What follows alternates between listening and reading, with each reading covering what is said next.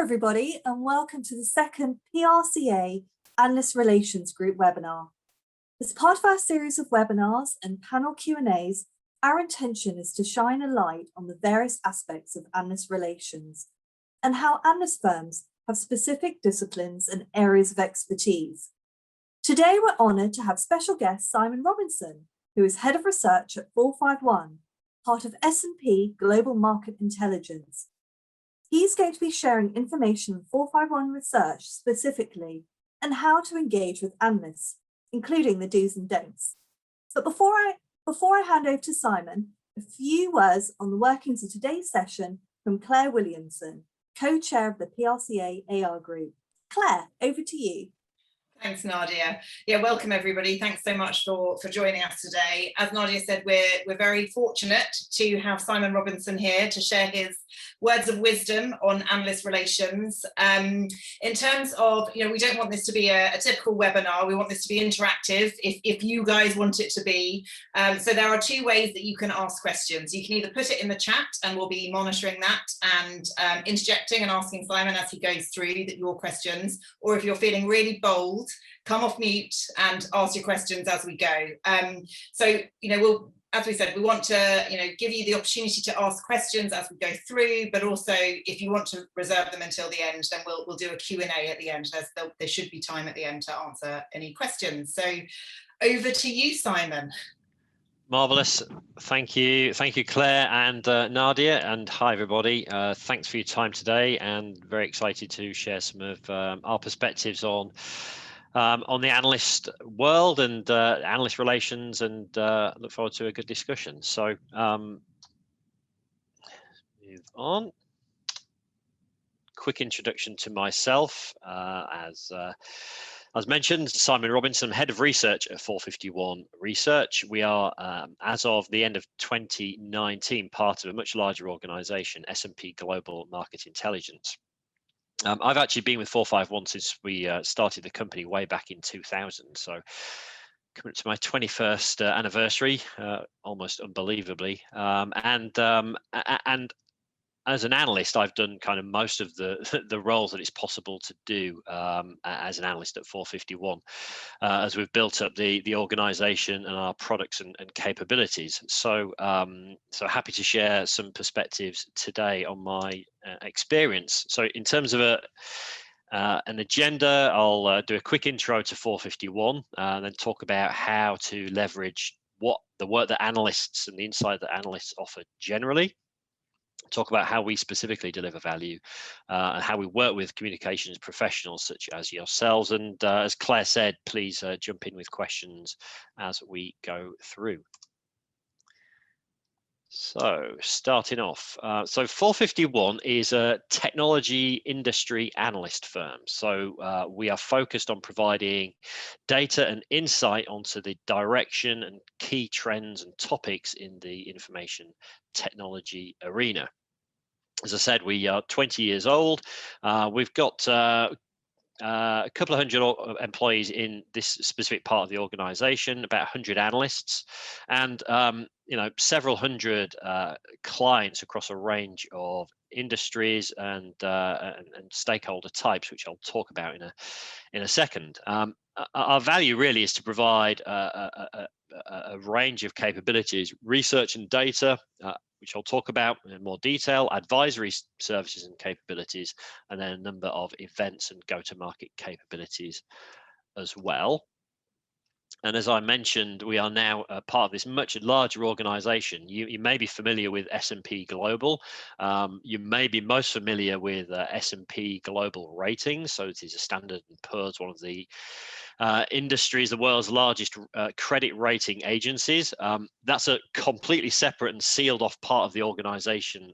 For us, 451, we sit in the bottom right-hand side in this market intelligence division, which is still a multi-billion dollar division that offers a range of high-quality business information and insight around all aspects of various industries. And really, that's why we are now in this division, because technology is now an essential part of any organization's strategy. And S&P found that it was fielding more questions from its own client base about the nature and the impact of technology, and they needed to have answers to these questions. So that's why S&P reached for 451 about 18 months ago. So we're now in our new home and very excited to be part of this much bigger organization. Few words specifically on the, I guess, the differentiators of 451. So we talk about three things. Firstly, our focus on innovation, and that does kind of sound a bit obvious. Of course, the technology industry analyst firm focuses on innovation, but that is our exclusive focus. And you know, we all know how quickly the technology market evolves. Our purpose is, right from the early days, has been to answer the question, what's next, and how quickly and to what extent are those emerging technologies going to have an impact on the market. So at a high level, that's what we strive to do, mostly in a business setting. So we're focused on chiefly on business to business technology, so how organizations are deploying technology, but we do have something of a focus on consumer tech as well. So that's the first point. Second, value for time. So really focusing on the fact that organizations, users, readers, consumers of information don't have a lot of time. They certainly don't have the time today to read 50, 60, 100-page reports. So we're really focused on providing our insight in a form factor that's very consumable. So I guess snackable content is the trendy phrase, but that means that we need to employ analysts that are skilled in articulating a value proposition in a very concise and easy to engage way. So that's kind of a second key point. And then thirdly is what we call this 360-degree market view. So we provide a comprehensive view of innovation and disruption. That's both from a supplier lens, so understanding who the participants are in the market, and how new players are emerging, how ecosystems are forming around new technologies and how those are being brought to market. But also on the demand side, looking at how those technologies have been adopted by organizations. So you know, providing kind of both that supply and demand side view is how we get to provide really our unique insight.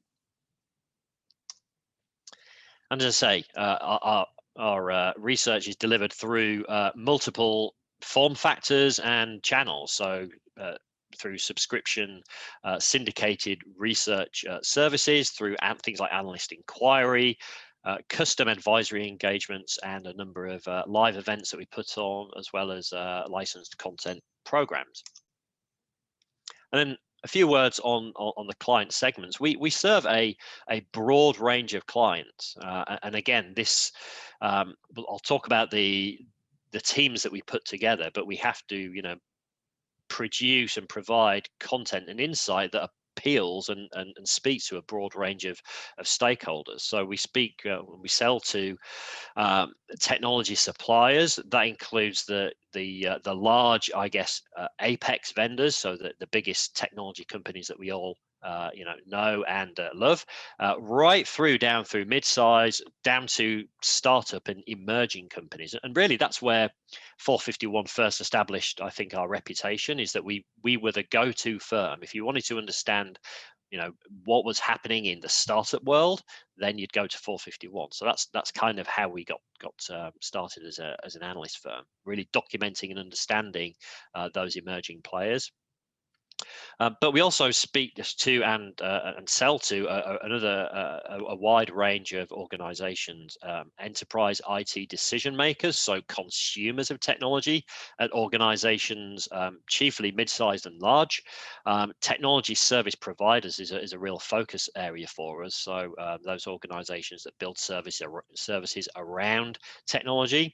And then financial is a big piece of our business as well. So investors, advisory services, venture capital, private equity, you know, a whole range of public and private investors. So a real kind of broad range of clients. So a few words on how to leverage analysis and what an analyst does. So when you kind of boil it down, so what are the things that an industry analyst insight capabilities provide? And it's really three things. It's insight, and that's kind of the obvious one. But it means that you need to clearly you need to employ analysts, individuals that are experts that really understand at a deep level what's going on in the various technology segments that we cover. But it's not just about having the expertise. It's also about having data to support that insight. And we know that today nobody makes a decision without data to support that. And it's fine having an opinion, but we also like to have our opinions backed by data. So that's kind of a key thing that we've been building up in 451 for several years, such that every channel, every area that we cover is supported by data. So Simon, I've got to ask, I'm an in-house person, been working with 451 for a long time. I think when I actually started working in startups too long ago. So, so as people are starting off in analyst relations, we're trying to raise the bar with analyst relations internally. How can they actually drive value, sort of give you value, but also drive value back into the business as well? What sort of guidance could they get started with? Yeah, so it's there are multiple ways in which we do that, and I think firstly it is we produce an awful lot of content and insights through the written short form and long form reports that we produce on the industry. So kind of what one area is, you need to be engaged with us, and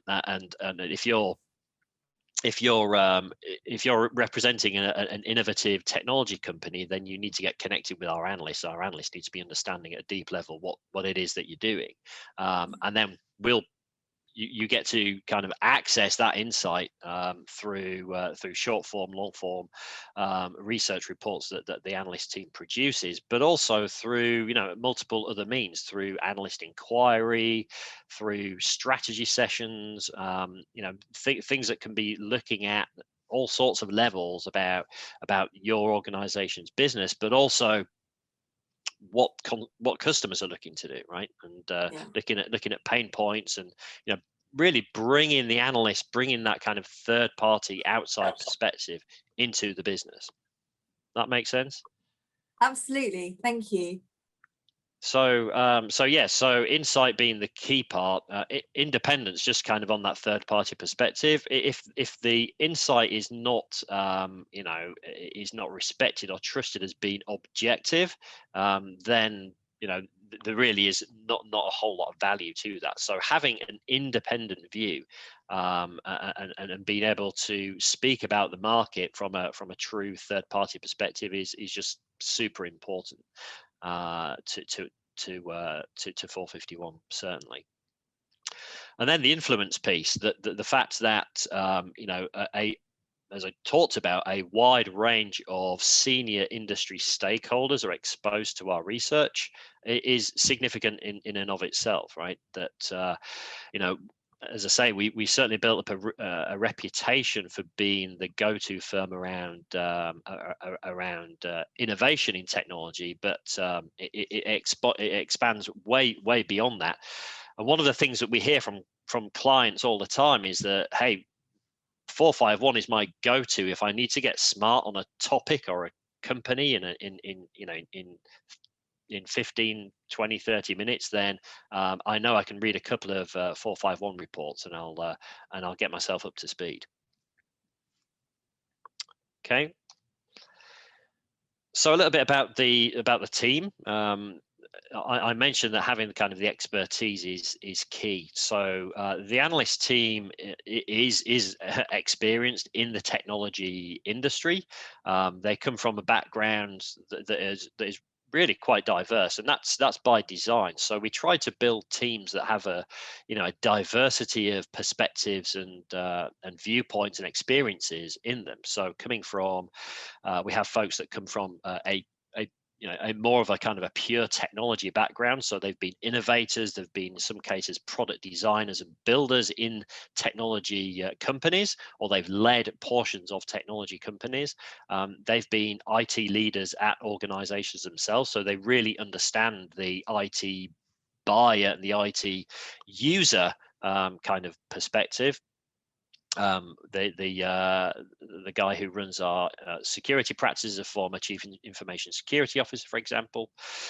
We have people that have got much more of a background on the finance side, so equity analysts, other aspects of corporate advisory, and then folks from a journalism background and a broader kind of market research from other kind of analyst firms as well. I myself was a technology journalist before I made the move into research. And actually, 4 of the founders of 451 were all journalists, and all incidentally still with the organisation after 20 years, which I think speaks something about the special company that we've built over that time. So really, it's about putting together, that kind of teams that understand technology from different perspectives, and it's not just the technology view; it's also providing the business view. As we know, the best technology doesn't always win. It's organizations that can harness technology, but bring that to market in the right way. So it's as much about the business model that you're putting together, and that's where we also add insight into not just what you're producing, but how you're bringing it to market and selling it. And in terms of the value that we offer, you can think about this in in a strategic sense, but also a tactical sense. And I think often people think about an analyst firm and think, oh, they write papers, and yes, we do write papers, but we can deliver value to your organization in other ways as well. And I think of a paper or a report as being very tactical. It's about addressing a very specific issue. It can be something that an organization leverages to help customers and prospects of that organization understand that organization's kind of approach. But we can also analysts can be used in a much more strategic way. You can engage us to help you understand your customers. As I say, understanding the buyer and how the buyers and the technology users requirements are changing. In the last year, we've seen huge changes in the nature of how technology is being used in organizations. So having this perspective, being able to understand where this is going long term is really important.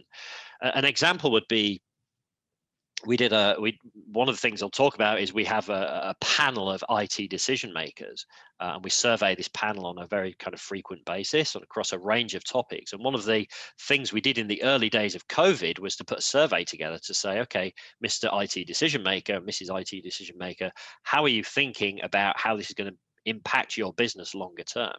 And that data very early on, and this was actually before the pandemic was declared as actually a pandemic, the data was telling us that organizations were thinking, actually, this is going to have some long-term implications in the nature of work.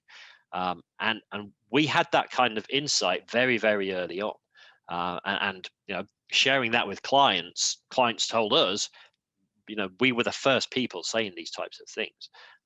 That it was clear that this wasn't that there were going to be some more substantial longer term implications.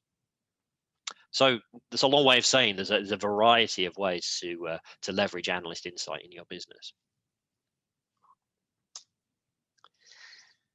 As I say, we do have something. We've built something called the 451 Alliance. So this is a proprietary panel of IT decision makers that we own, that we've built over the last several years. It has tens of thousands of individuals on this that are IT managers at medium and large organizations, and we poll this panel across a range of topics periodically through the year, and that data supports a range of products and capabilities. So really underscoring the value and importance of data as part of the analyst process, the analytical process. And a couple of points around, I guess, influence more broadly is that our analysts speak, or at least used to speak in the before times, at physical real events. Remember those. So we spend an awful lot of time attending events, but also our analysts are sought after speakers at these events. So that's kind of a pretty standard part of our influence and engagement story. And then we're also frequently quoted by a range of media about the technology trends and issues that are prevalent in the industry over time. So here's some examples here. And one of the things actually the acquisition by S&P has helped us with is exposure at a much more substantial level with some of the major media outlets in the industry. So that's been a really positive impact. And Simon, here's a question for you. As this is the PRCA, so some of us have multiple hats, communications hats, etc. In terms of the analyst relations program and utilizing analysts for media impact, what are the do's and don'ts around that? Yeah, so I think certainly, we as I say, our research, our analysts are cited in media, in press. I think there are ways in which we can be engaged. I think there are some kind of lines in the sand for us. So we won't we're not kind of a voice for hire. We won't advocate for a company or a product, in any setting, and not with the press. But I think one of the things that we can that we do is talk about and help validate why, if we believe a technology trend is real, then we can talk about that in our research, and if the press finds that of value, then they can pick that up and talk to a journalist, talk to an analyst about the research that we have on a particular space. So I think there are multiple ways in which this happens. Okay. Great, thank you. So so for those, I guess, who are less familiar with, sort of the analyst world, it's a reasonable question to ask. Okay, well, what on earth do you spend all day doing then? So, we talked with Claire and Nadia about kind of the day in the life of an analyst, and it's really hard to sum up, because one of the great things about being an analyst is just how much variety there is in the role, that really you can be doing a great many different types of things. Even within a single day. What I've done here is kind of break down the types of things that we spend most of our time doing. So, first and foremost, it's about engaging with the industry, attending conferences, admittedly mostly virtual conferences at the moment, but doing briefings, and I'll talk more specifically about the briefing process shortly. But talking to the industry participants and understanding kind of what their strategies are, and how they're differentiated is a kind of a key part of it, and turning that into, as we mentioned, short form, long form research, creating and working on the underpinning data assets that support those, and then really a huge part of the job is just engaging with clients. So doing, as we talked about, client inquiry, strategy, advisory. There's a whole range of ways in which we spend kind of one-on-one time, if you like, with our clients, and we produce a couple of thousand reports every year. We do several thousand briefings every year, hundreds of client inquiry sessions, webinars for clients, all sorts of things. So, you know, one of the things that I think analysts certainly at 451 find most rewarding is just the variety of the role. In terms of what we decide to research, we obviously have some guardrails in terms of what are the broad areas that we think we should be focused on. But then we do really encourage the analyst teams to to trust their instincts, to follow their noses. If they think a technology or market or a company is doing something different and interesting, then it's likely that they'll be able to bring that to life, and that's going to get the attention and engage clients. So it's very much analyst led. Our analysts are experts. They know their stuff, and they know how to engage with the industry. So that's kind of the first point of how we go about this. But we do definitely like, given our focus on innovation, we like early stage companies and technologies. We like startups. We like companies that are kind of agitators and driving disruption. We tend to be attracted to companies that are, as I say, the startups. So at some point, many of them are going to be acquired. So that's another whole area of capability that we have, is understanding the M&A aspects. We've got a merger and acquisitions database in tech that stretches back to 2002, tens of thousands of records in there, and lots of ways that we kind of add value-added data in there. And I guess the key point is, again, we're not a pay for play. An analyst will talk to an organization and do a briefing and produce some research on that company if they're doing something interesting.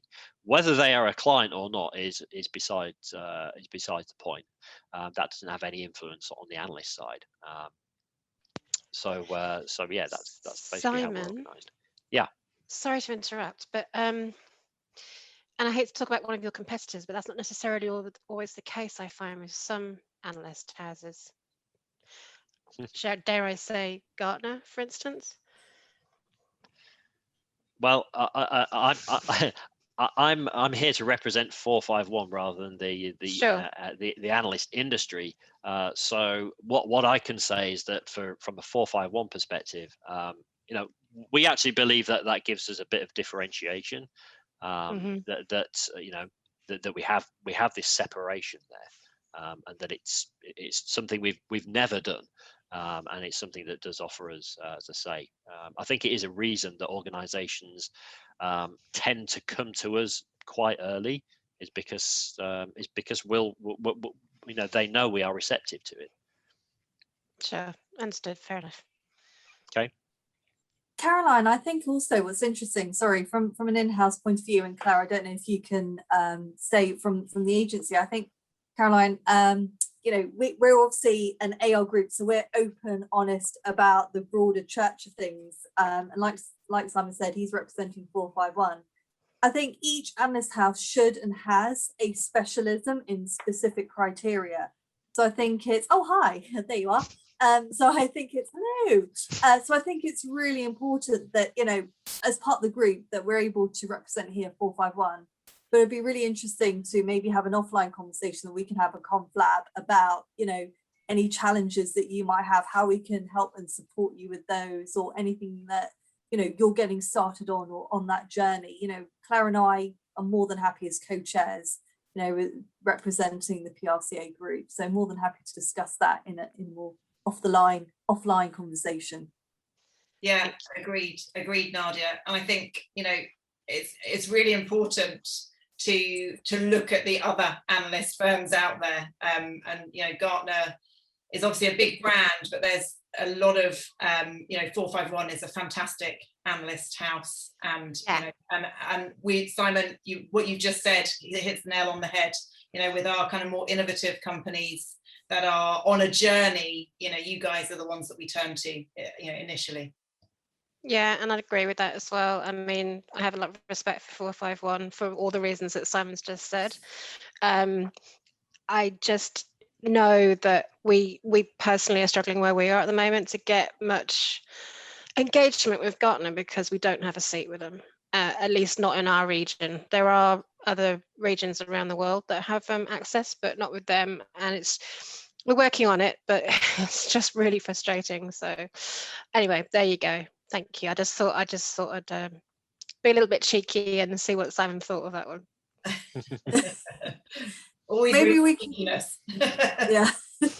Maybe we can get Gartner on in a few sessions time, and see, and Caroline, you can pose that one with them then.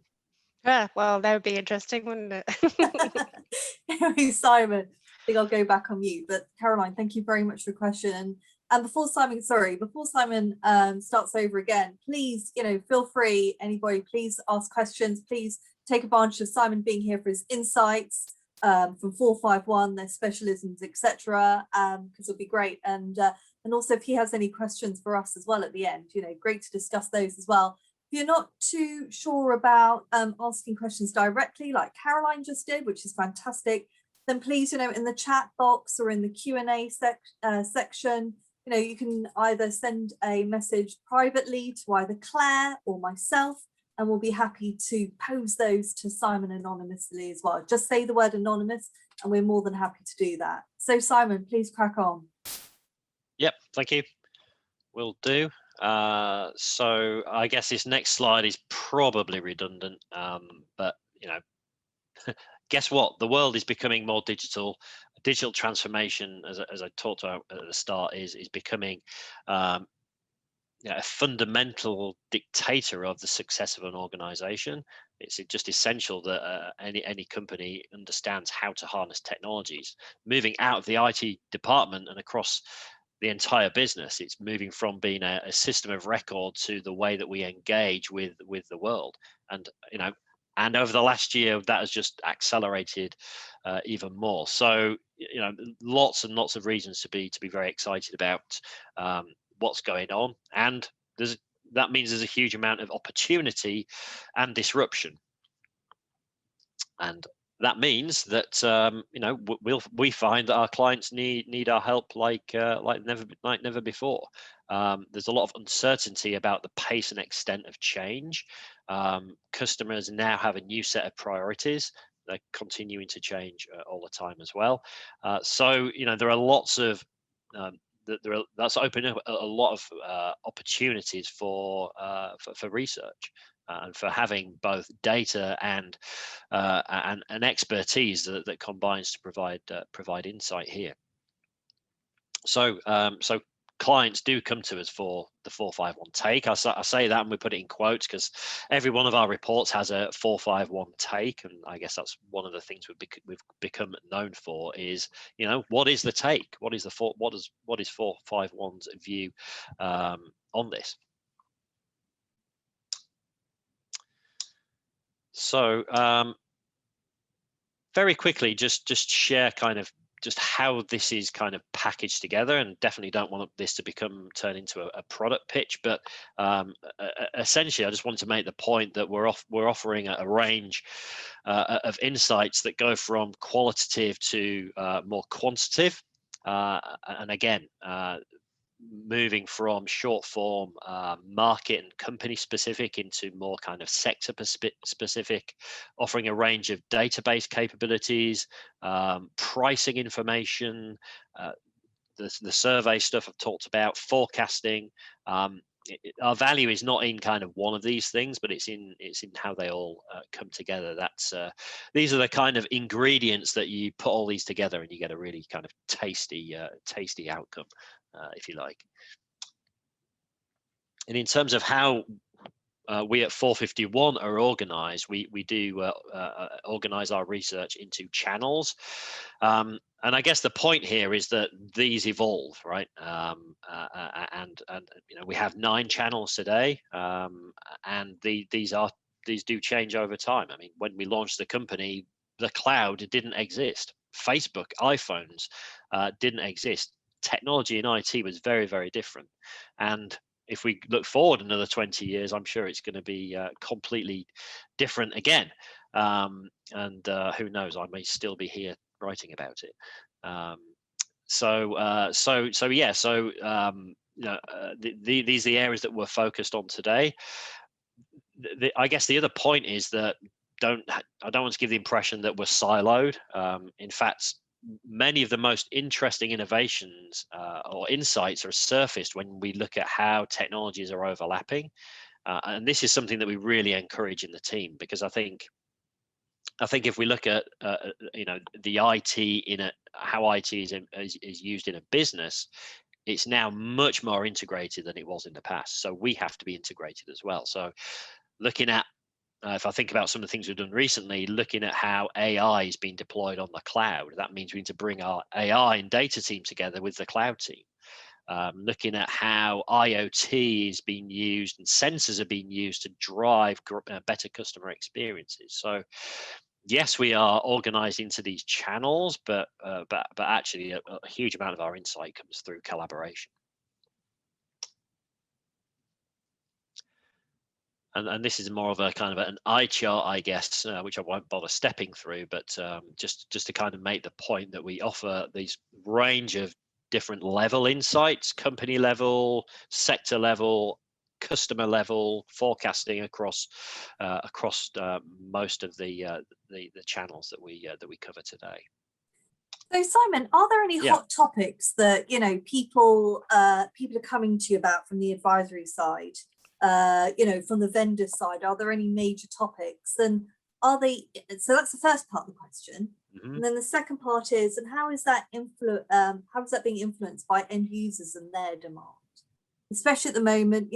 Obviously people, pandemic and everything. So, and also beyond that too. Is that having an influence? Yeah, so I'd say there are always hot topics. And in fact, part of the role of being an analyst is just kind of figure out the noise from the hype from the reality.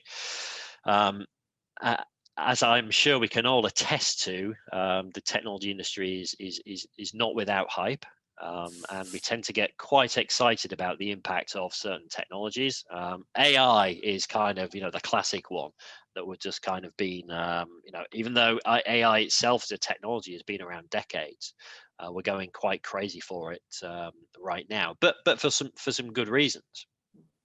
So I would call out a couple. I would definitely talk about the fact that AI is a hot topic, and that's because I think it is being implemented in some real ways that are driving real differences for customers, and that kind of brings in the customer influence.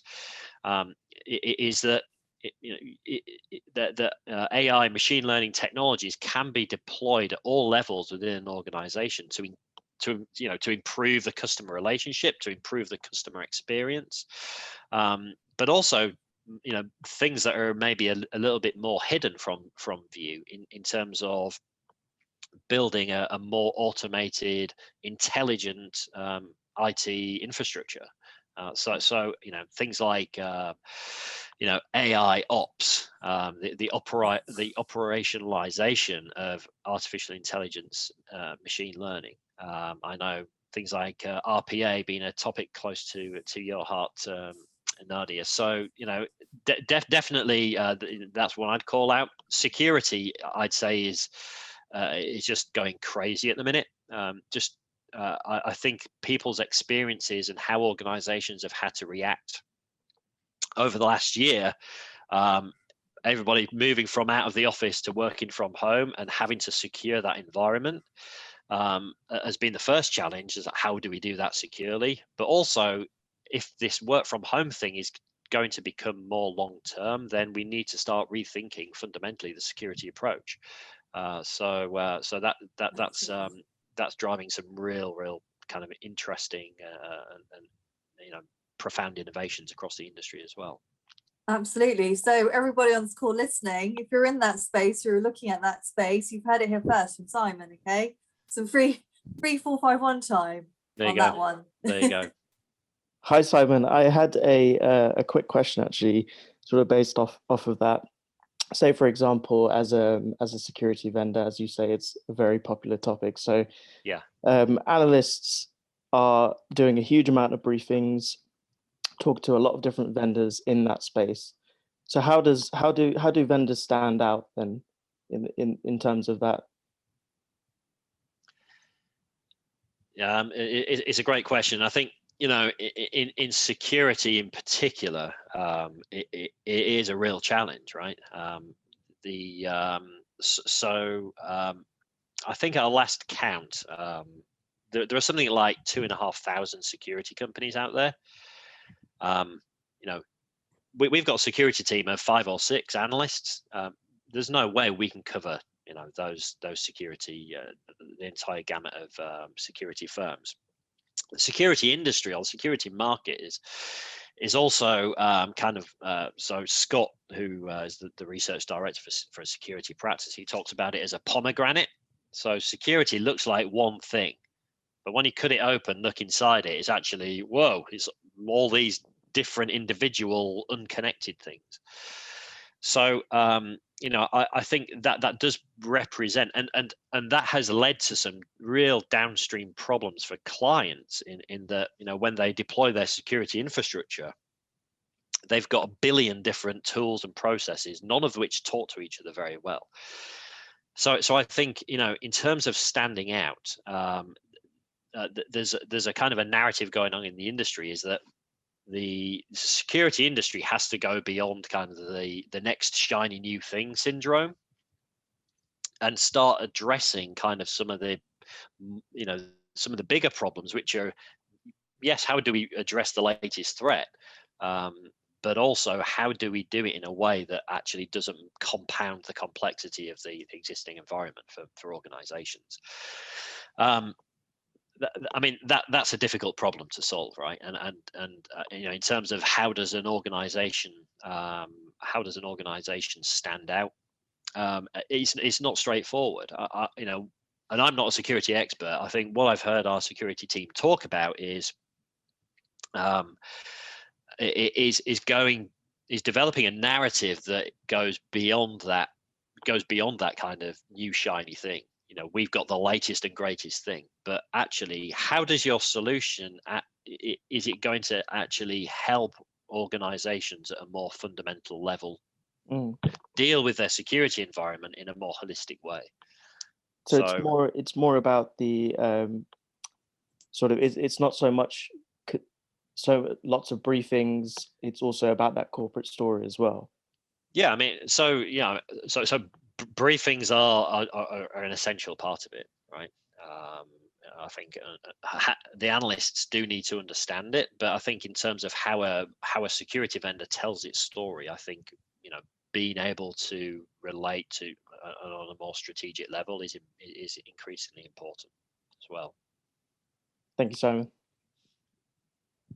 I would definitely defer to the security team for a more informed answer as well. But that's certainly some of the things I've heard them talk about.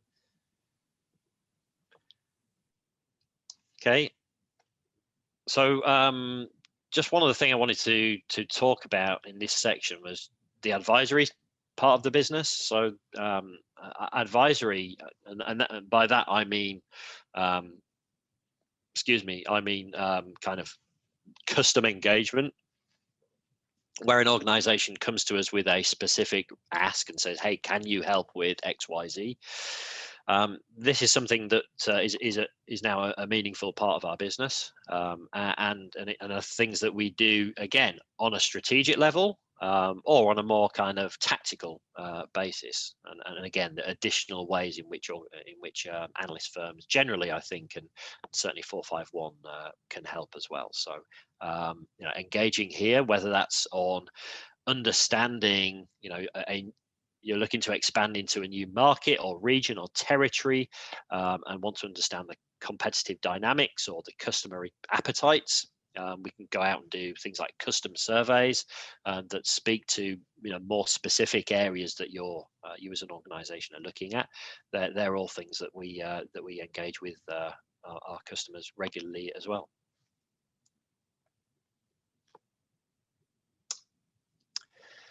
Okay, so just on the home straight, I guess, how do we work with with communications professionals such as yourselves?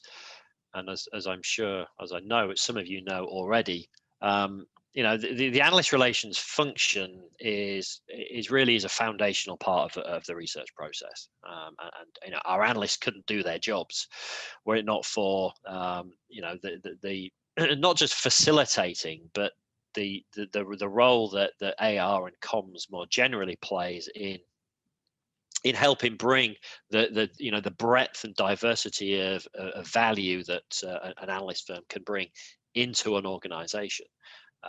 So as you all know, there's various levels of understanding of the value of an analyst, and the AR team is absolutely an essential part of it. Our analysts can only do their jobs if they really understand at a deep level the strategy and tactics of the organizations that we're covering in our research, and we can do that thanks to you guys. And obviously, building on that, we can move off and engaging in all sorts of other ways as well.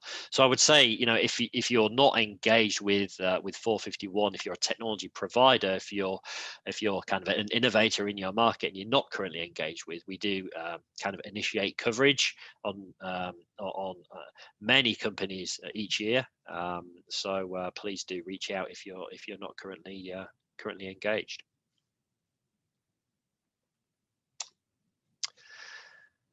Okay, so we talked about the briefing, so some kind of do's and don'ts, and I appreciate I may be what's the phrase, teaching granny to suck eggs, but for those of you maybe less familiar, on the do side, from an analyst point of view, it's important that you as the presenting company briefing us have a clear message and articulate what problem it is that you're solving, and if you can talk about how your customers are solving some of those problems, then that's even better. So looking for kind of demonstrable value is kind of what the kind of thing that an analyst is looking for. They hear lots of things about the latest and greatest, but if they can hear about how it's made a real difference for a customer, then that's definitely more likely to get noted. Obviously, you need to understand both the focus of the analyst firm and ideally the focus of the individual analysts. Some of our analysts are more technical than others, for example. Some would love to get down into the tech. Some are much more comfortable and more interested, frankly, on the kind of business dynamics. So kind of understanding some of that.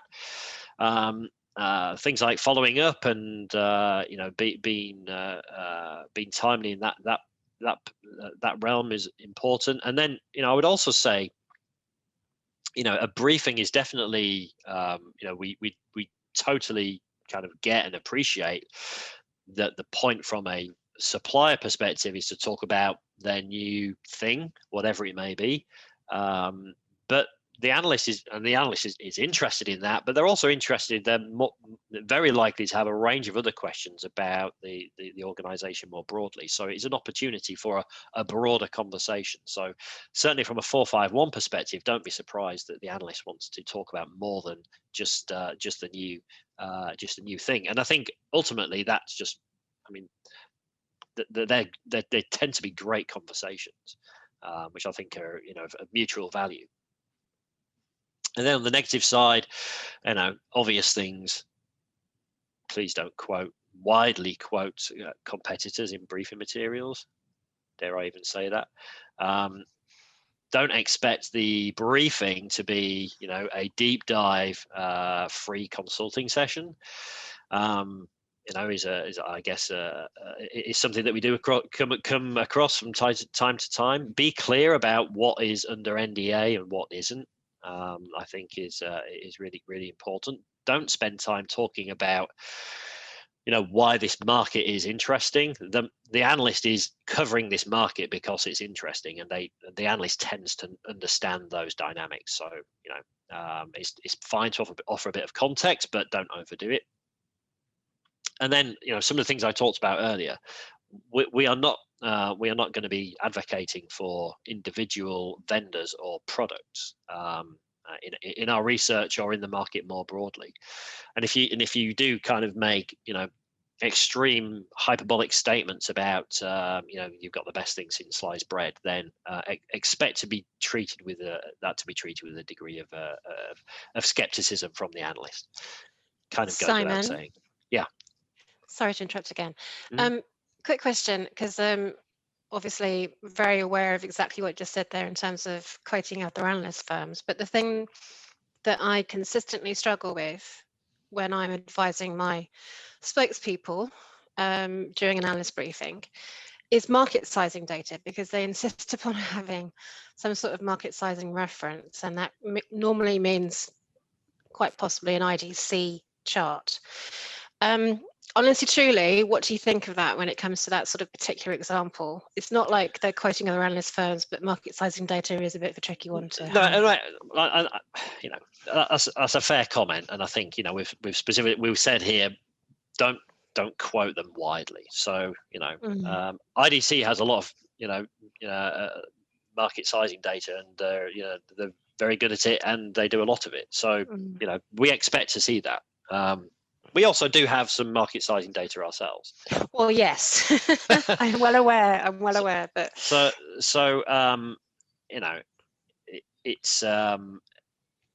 it's definitely not a complete no, but just kind of I suppose be sensitive to that to a degree. But absolutely, okay, fair enough. For me personally, it's fine. So Simon, not everybody's as lovely as you and doesn't mind, okay? So with that in mind, do you think that actually it's an opportunity for Caroline's spokespeople or for other spokespeople? Because I know Claire and I have certainly faced this, where we can actually ask you the question, how big do you think it is in comparison to others, that's a great point. And again, maybe this is an opportunity for a conversation. This is what we've heard about, or this is what the other data suggests about the size of this market. What do you think? Is that something you agree with? Do you have a perspective on that? That's another opportunity for a conversation. So yeah, I think that's a great idea. And also validates it as well, doesn't it? Sorry, Caroline, you were going to say. No, I was just going to say fair point. Absolutely, yeah, good point.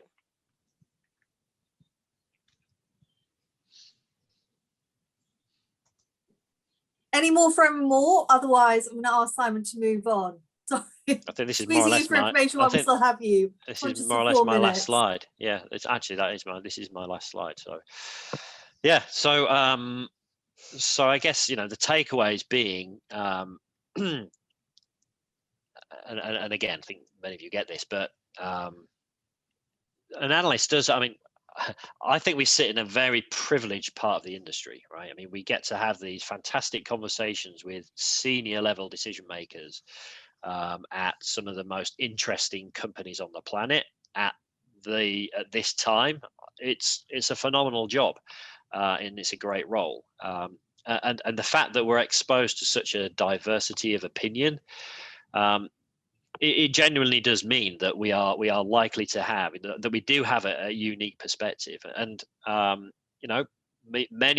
most of the organizations we speak to are very knowledgeable, but that doesn't mean that there may be a perspective that you perhaps are missing. So I think there is always an opportunity to ask the question of what is the analyst perspective, because we do have a unique place in the market.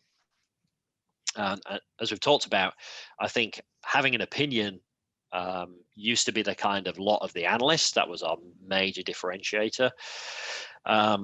Everybody has an opinion these days. Just go on Twitter. Having perspective that is backed by data is quite a different thing. So I think that's where some more demonstrable value can be derived there. And I think we talked about some of the multitude ways that we can add value, and certainly we wouldn't be able to do our job without the passion and enthusiasm of folks like yourselves. So thank you. Thank you very much, Simon. So before we close, I've got one more question, and it's an anonymous one actually. So, Simon, you've got 1 minute. In the broader aspect of analyst insights, what areas do you think analysts can provide most value to the business? So, for example, what business goals could benefit most from having analyst interactions? How long is a piece of string? So I would, I mean, that really does depend on the analyst firm, I think, and their own differentiation. I would certainly say that. Do you want to look at this from a impact, or just kind of how frequently its value is used? I mean, our research has been used to help identify shortlists for acquisitions, right? So if I think about some of the kind of ways in which our research has been kind of utilized, that's definitely a big one. I think spending time with an analyst is such a good use of time, right? Putting two smart people together in a room, in a virtual room, can just results in new insights, new perspectives being shared. So I think getting an analyst on the phone, and asking them about what are you doing, what's interesting in the market, what's surprising you, just that kind of different perspective is of tremendous value. But yeah, and I think I'll just add to that, Simon. I guess it's what value you're seeking, because as you say, Simon, analysts are smart. They know the market inside out. They know your competitors. They know your prospects, your clients. So, you can, for example, I'm working on an account-based approach at the moment, account-based marketing approach with analysts. So, you as an analyst, Simon, know so much more than anybody, and you're able to help our clients, the brands that we work for, lift their heads up and see the bigger picture. So it really comes back to what are you trying to achieve, and I'm sure you can find the value by just having the right conversations. Yeah, thinking about it some more, I mean, we hear a lot about kind of providing this outside in view, and again, companies have, big companies, small companies, they have views of what the opportunity is, and what customers think, and much of that is spot on, but maybe the things that you aren't, that you have, you have things that you're not considering. And I think just being brought in to validate or debunk assumptions, is definitely things that we hear all the time. Now I'm thank you. Sorry, I didn't mean to come across. So I'm really conscious we're over time. Any more while we've got Simon with us?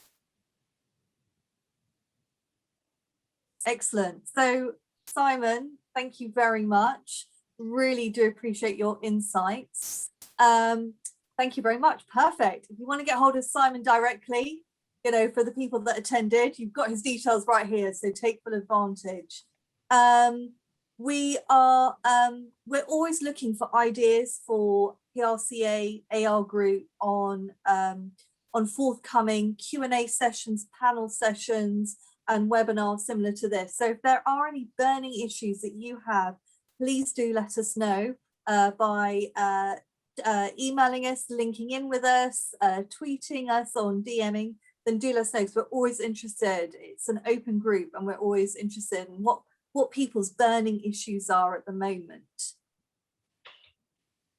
So without further ado, thank you very much, Simon, again. We really appreciate your time, and thank you for letting us squeeze lots of information out of you.